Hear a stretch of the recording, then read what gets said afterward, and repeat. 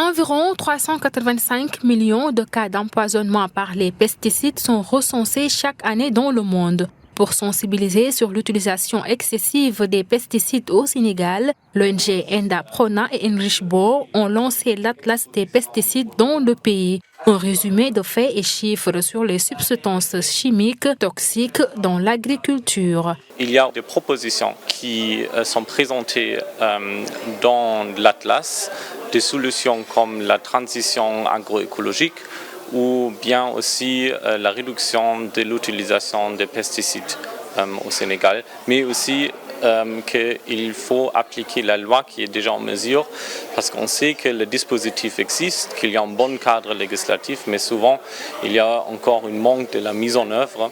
Ce cadre de réflexion est une opportunité pour revenir sur les enjeux et risques liés aux pesticides. Certains ravageurs, une grande majorité, ont pu développer des niveaux de résistance contre ces pesticides. Et in fine, le résultat escompté n'est plus au rendez-vous. Dans un état où des efforts ont été faits et qu'il faudrait reconnaître au niveau régional, mais aussi au niveau national, mais également reste confronté à des difficultés pour contrecarrer, pour arriver à un contrôle à 100% de ces pesticides. Cette sensibilisation vise majoritairement les populations des zones rurales particulièrement touchées. La direction de la protection des végétaux, DPV, qui a pour mission de contrôler l'entrée des produits chimiques de synthèse, rassure.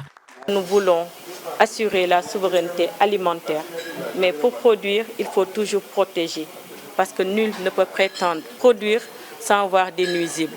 Quand les nuisibles sont là, il faut savoir quoi utiliser. Et le plus souvent, il faut savoir que dans la lutte, c'est une lutte intégrée. C'est-à-dire on fait la combinaison de plusieurs méthodes de lutte. Ce n'est pas seulement une seule méthode. Des solutions sont attendues au sortir de la journée internationale de réflexion.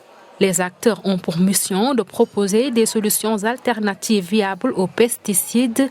La rencontre a été aussi l'occasion de faire une exposition photo et une foire sur les produits sains et viables.